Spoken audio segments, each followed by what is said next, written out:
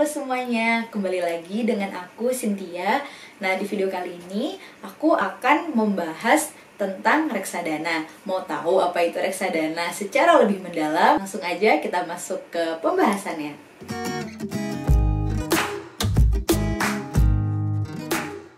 Untuk memahami apa itu reksadana, kita bisa memahaminya dengan melihat definisi reksadana menurut Undang-Undang Nomor 8 Tahun 1995 tentang pasar modal. Nah, di sini disebutkan bahwa reksadana adalah wadah yang dipergunakan untuk menghimpun dana dari masyarakat pemodal untuk selanjutnya diinvestasikan dalam portofolio efek oleh manajer investasi. Nah, di sini ada 2 poin penting, yaitu diinvestasikan dalam portofolio efek dan oleh manajer investasi, kayak gitu ya. Portofolio efek ini apa sih? Nah, portofolio itu artinya kan kumpulan ya. Jadi portofolio itu kumpulan dan efek itu adalah surat berharga. Jadi surat berharga itu seperti yang kita bilang kemarin ya, di jenis-jenis investasi kita kenal saham, obligasi, deposito. Nah, itu semua adalah efek. Jadi efek itu adalah surat berharga. Nah, kita ini di sini di dalam reksadana, ketika kita berinvestasi, investasi itu bentuknya dalam portofolio efek atau kumpulan dari surat berharga, dan si portofolio efek ini dikelola oleh manajer investasi. Nah, 2 poin penting itu memberikan suatu implikasi. Yang pertama adalah investasi di reksadana berarti kita telah melakukan diversifikasi.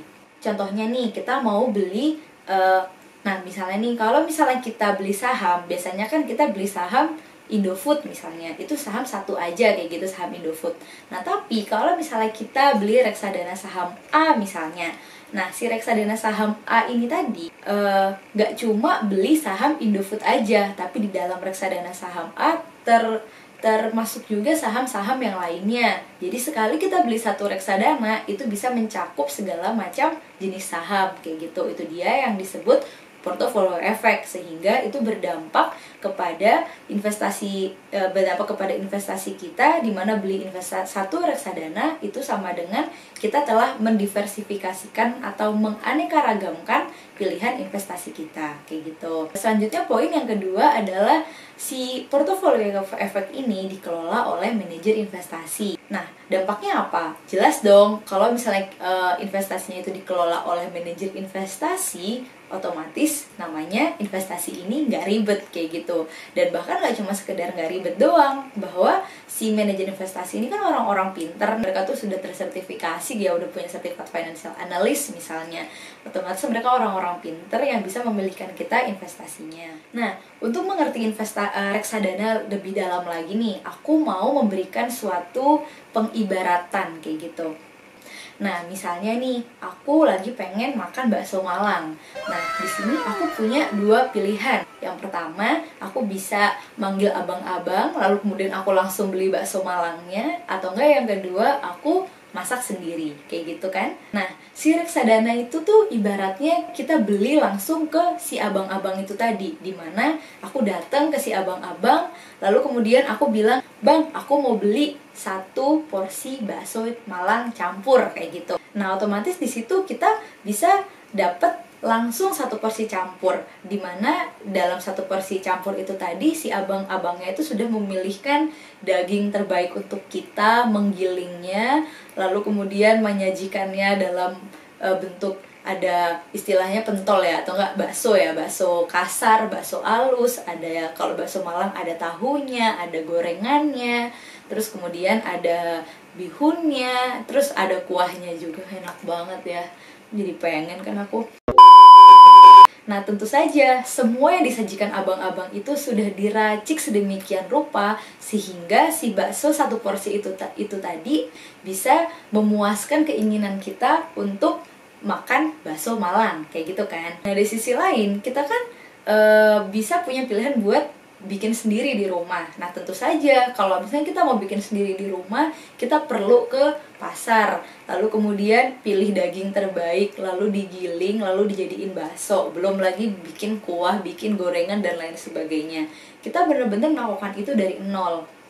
Nah, mungkin iya memang beli di rumah itu pasti lebih murah kayak gitu kan ya. Cuma soal rasa ya itu tergantung kita kan, pinter enggaknya kita mengelola si bakso itu tadi. Belum lagi itu juga ribet. Nah, di sisi lain, kalau kita beli di abang-abang, kita nggak usah ribet-ribet lagi. Tinggal datang ke abang-abangnya, dibilang mau pesen, tinggal bayar, lalu kemudian kita udah bisa makan bakso Malang.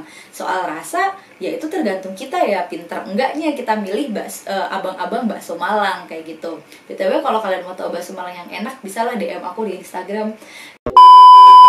Cuma ya pasti dengan kita beli bakso Malang, tentu saja harganya lebih mahal lah daripada kita daripada kita bikin sendiri. Itu dia, di sini aku mengibaratkan kalau beli bakso di abang-abang itu adalah kita investasi di reksadana, sedangkan kalau misalnya kita beli bakso dengan bikin sendiri itu adalah kita investasi di suatu efek tertentu, di mana kita kita menganalisisnya sendiri, milih sendiri kayak gitu. Nah, di sini aku kasih gambaran lebih lanjut ya. Ketika kita mau investasi di sebuah instrumen investasi yang terdiversifikasi dan juga dia nggak ribet, kita bisa pilih mutual fund atau reksadana, dimana dia ini merupakan sebuah portofolio efek kayak gitu kan. Lawannya dari si reksadana ini ada istilahnya single asset atau si surat berharga itu tersendiri. Misalnya kita beli saham langsung, kita beli obligasi langsung kayak gitu kan.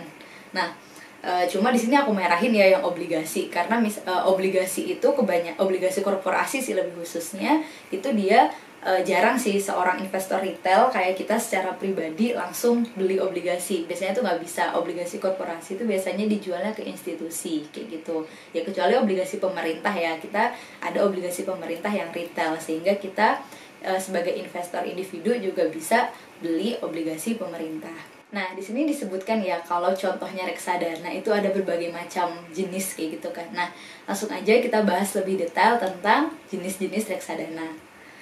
Nah, jenis reksadana ini secara umum ya, dia dibagi menjadi 4. Ada reksadana pasar uang, pendapatan tetap, reksadana saham, dan reksadana campuran. Nah, lebih detailnya lagi, untuk reksadana saham ini dia dibagi menjadi 2 jenis, yaitu reksadana saham yang dia dikelola secara aktif oleh si manajer investasinya. Satu lagi adalah reksadana saham yang dikelola secara pasif, karena atau kita bisa sebut reksadana indeks, di mana si manajer investasinya itu nggak milih-milih banget, tapi ya udah langsung ikutin indeks. Nah, untuk lebih detailnya tentang reksadana saham aktif dan pasif ini mungkin aku bisa lanjutin di video lain ya. Untuk memahami jenis-jenis reksadana ini tadi, kita bisa kita bisa kembali ke grafik ini. Grafik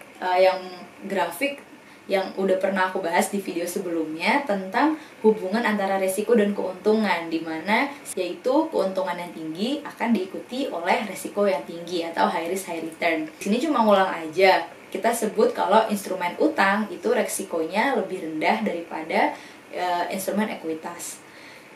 Nah, cuma di sini perlu dipahami lagi kalau si instrumen utang ini sendiri terbagi menjadi 2 berdasarkan jangka waktunya, yaitu instrumen utang, yaitu utang jangka pendek dan utang jangka panjang. Di mana utang jangka pendek ini umurnya kurang dari 1 tahun dan utang jangka panjang ini umurnya lebih dari 1 tahun. Nah, utang jangka pendek ini biasanya kita kenal dengan pasar uang kayak gitu.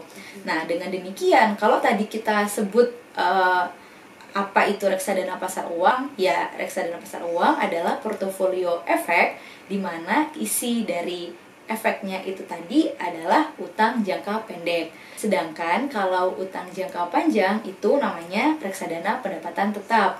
Jadi yang disebut reksadana pendapatan tetap ini adalah reksadana yang di dalamnya yaitu portofolio efek, di mana efek yang dibeli itu adalah instrumen adalah utang jangka panjang, kayak misalnya obligasi gitu ya. Lalu instrumen ekuitas ini adalah reksadana saham. Nah, lalu kalau misalnya kita bicara soal reksadana campuran, itu apa ya? Ya, itu tentu adalah campuran dari 3 jenis reksadana ini kayak gitu, khususnya campuran dari instrumen ekuitas dan instrumen utang kayak gitu. Untuk memahami lebih dalam lagi nih tentang reksadana, aku bakal tunjukin di aplikasinya langsung gimana sih bentuknya reksadana itu. Nah, kita bisa lihat di iPod Fund, lalu di list reksadana. Bisa dilihat di iPod Fund list reksadana. Nah, di reksadana ini tadi kita bisa kelihatan ya, seperti yang aku bilang kalau reksadana itu ada 4 jenis: reksadana pasar uang, reksadana pendapatan tetap, reksadana campuran, dan reksadana saham. Nah, di sini aku mau kasih lihat tentang reksadana pasar uang. Nah, karena aku lebih suka yang syariah, di sini aku tinggal pilih reksadana syariah. Nah, di sini ada berbagai macam nih jenisnya, udah nggak di cuma 11 doang. Di sini ada 11 jenis reksadana yang dijual sama iPod Fund. Nah, biasanya kalau misalnya aku pilih pakai yang aset under manajemennya paling tinggi kayak gitu. Nah, aset under manajemen ini apa sih? Yaitu jumlah dana yang dikelola sama si manajer investasinya. Dan menurutku semakin tinggi aset under manajemennya, aku sih menganggap itu lebih terpercaya kayak gitu. Walaupun ada perdebatan ya, lebih suka yang AUM tinggi apa yang AUM tinggi, apa yang AUM rendah. Di sini kita juga bisa lihat berapa keuntungan dia secara historis dalam 1 tahun, 3 bulan kayak gitu. Nah, ini contohnya aku buka Sukor Invest Syariah Money Market Fund. Nah, di sini aku mau kasih informasi lebih detail tentang si Sukor Invest Syariah Money Market Fund ini tadi. Di sini kita ada informasi tentang latest NAV. Latest NAV ini sebenarnya bisa dibilang adalah harga si reksadana ini kayak gitu ya. NAV kan net asset value, yaitu nilai aset bersih per unit. Rumus dari si NAV ini AUM, yaitu di sini AUM-nya sebesar 635 miliar dibagi dengan latest unitnya dia. Nah, nanti kita bisa tahu harganya si reksadana ini tadi. Nah, untuk bisa mengetahui lebih lanjut tentang si reksadana pasar uang ini, kita bisa download prospektusnya. Ini udah aku downloadin, kita lihat ya, kalau ya informasi itu sekitar 54 halaman. Ya harusnya sih kita baca ya semuanya. Cuma karena aku termasuk orang yang males juga, aku biasanya cukup baca fun fact sheet-nya aja. Nah, di sini ada informasi secara singkat lah tentang si reksadana ini, kayak informasi tentang kebijakan investasi misalnya, dimana dia ini kan reksadana pasar uang, seperti yang aku bilang tadi, dia meletakkan investasinya di instrumen investasi yang kurang dari 1 tahun kayak gitu kan ya. Dia taruh di sukuk. Nah, sukuk ini dia itu adalah obligasi syariah, gampangannya sih gitu. Nah, lebih detailnya lagi, dia mengalokasikan asetnya kita, uangnya kita ini di beberapa instrumen investasi seperti yang tertera di sini. Misalnya dia taruh di sukuknya Indosat, dan juga dia taruh di time deposit atau deposito ya. Nah, ini kan kelihatan ya, kalau sukuk 47% dan depositonya 52%. Nah, selain itu juga di sini ada berbagai macam informasi juga. Kalau kita udah bisa investasi minimal 100.000 kayak gitu kan ya. Dan juga ada informasi tentang biaya manajemen. Nah, seperti yang udah dibahas sebelumnya, kalau kita beli reksadana itu beda, itu sama aja kan kayak kita beli bakso di abang-abang, dimana biasanya harganya lebih mahal. Sama kayak kita beli reksadana, ada biaya manajemennya, dimana biaya manajemen ini tertera maksimal 1,5%. Ada juga biaya kustodian kayak gitu ya.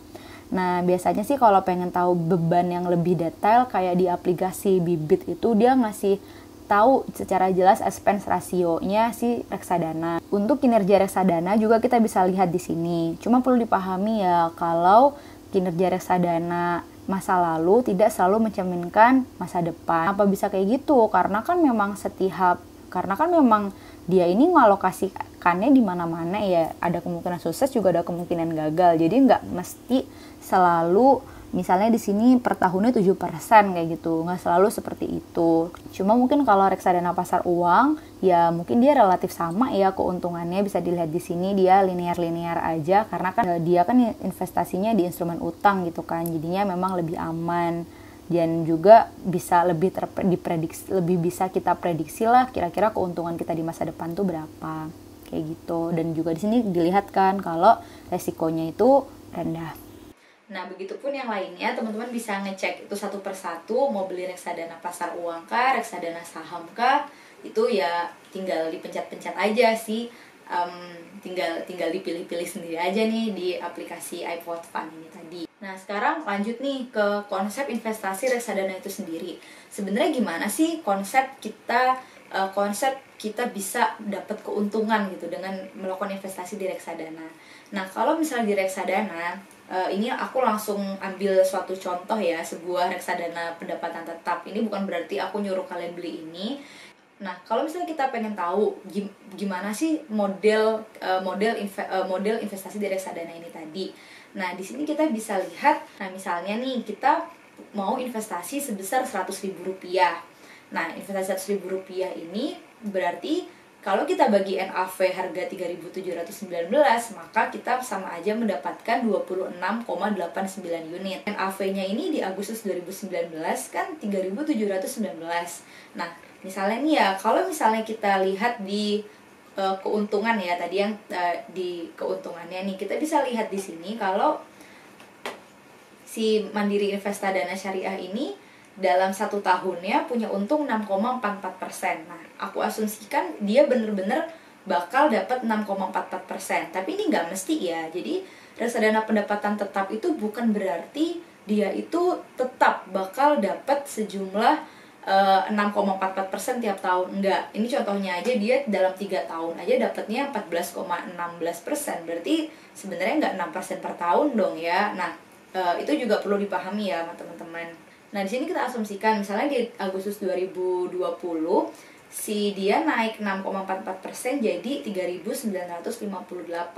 Nah, kita kalikan dengan unit yang kita miliki, maka keuntungan kita adalah sebesar 106.426 1 tahun lagi, yaitu sekitar 6,4%-an lah ya.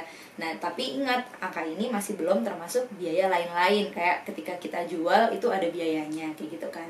Detailnya ini nanti bakal aku bahas di video berikutnya.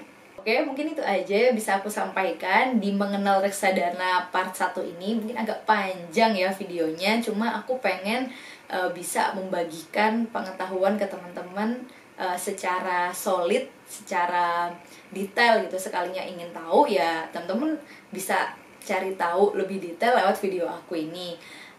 Dan mungkin memang masih banyak banget PR yang belum aku bahas di reksadana ini. Jadi tunggu aja di video-video berikutnya. Terima kasih, dadah!